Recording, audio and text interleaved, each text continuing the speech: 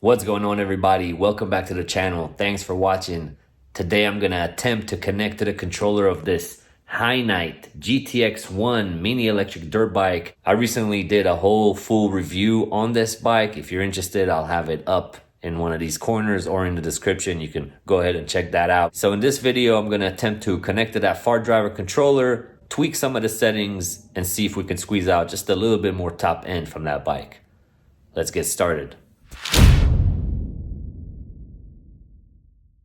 So this is the bike that we're gonna be working on today, and please excuse the mess. My garage is absolutely full right now with dirt bikes and e-bikes, and I got like 5 different boxes I haven't even opened yet. All those reviews are coming soon, but today we're gonna do this thing. So we got the controller right over here underneath. We got those 4 bolts to take out using a 4mm Allen key, hex key, whatever you want to call it. These are awesome, by the way. They come in SAE and metric. I'll have a link in the description. So I'm going to take this cover off and then we'll take it from there. Yo, Tom, what it do? All right, so now that we removed those bolts, this cover should just come out, exposing the controller and giving us access to the Bluetooth female connector over here. Perfect. At this point, you'll need this Fardriver Bluetooth dongle. If you don't have one, I would leave a link in the description. They're fairly cheap. We need to connect that to the plug down here on the bike. Sweet. And then we'll hop on the phone and tweak some of the settings. So I'm on the Fardriver app. Now let's turn the bike on and make sure everything is connected. And I see that we are connected. So let's go through some of these settings.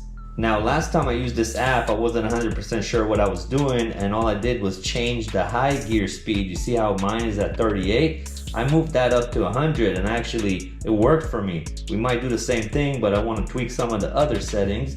So let's jump into Open Pro NBLE.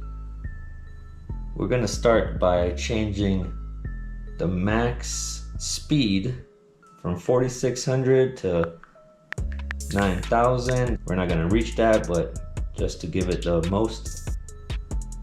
Max line current is 50 amps. I'm not 100% sure what this battery is capable of doing. I'll keep it at 50 for now, and we might play with that later. We're gonna change throttle acceleration step from 224 to 220.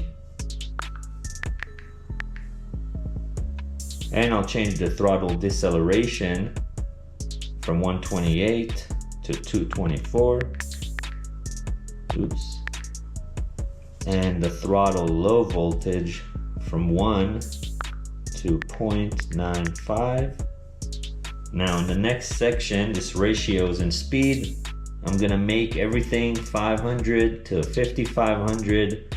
We're gonna go up to 100 and then decrease it from there. So I'll do that real quick.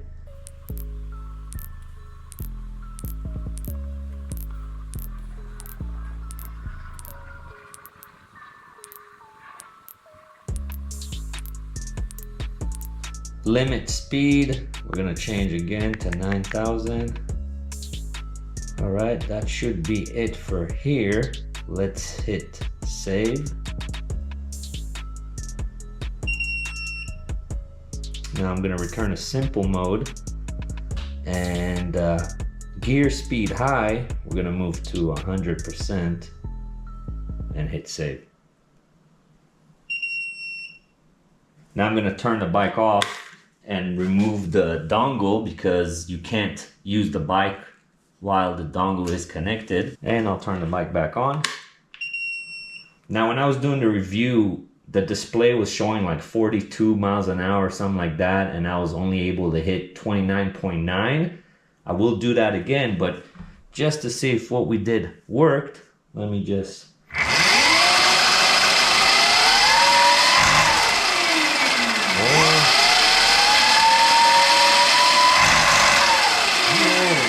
God, I think we actually It's much faster now, but it's making some crazy noise.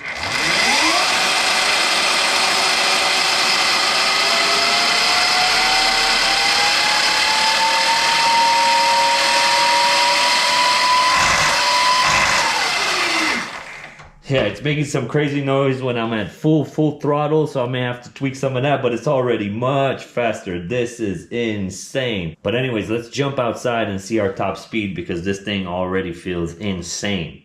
All right, let's give this a shot now. I didn't put the cover back on in case things don't go as planned. Now, when the bike was on the stand, it did make this weird noise at high RPM, but then I checked it out online, and I guess it's like a common thing that happens if the bike has no load on it.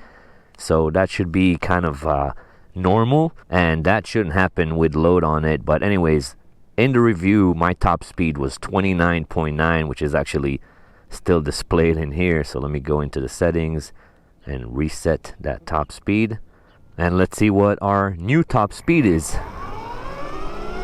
Okay, so takeoff didn't change that much, but now the display is already showing 47, 48. Again, the display is a little bit off. I'm gonna have to mess around with some other settings to figure out what's going on there.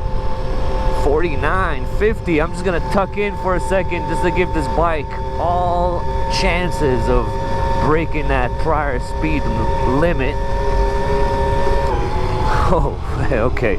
So that was definitely faster than 29.9. Let's see what our little tweaks have done for us. Oh, wow. All right, come on, phone. So our new top speed is 38 miles an hour. That's crazy. All right, that was awesome. Now, I'm no crazy expert in that Fardriver app, so I'm sure someone who knows a little bit more than me might even be able to squeeze out a couple more or a few more miles per hour out of this thing and actually pass 40 miles an hour. But regardless, going from 29.9, which is what I personally was able to get out of this thing out of the box, to 38 miles an hour without really changing anything, just buying like a $20 dongle, that's amazing. So again, I'll have a link in the description for that Bluetooth dongle and everything I was using in this video if you guys are interested in getting that. And I really hope this video was helpful to you. As always, I appreciate you guys watching, and I'll catch you on the next one. Peace.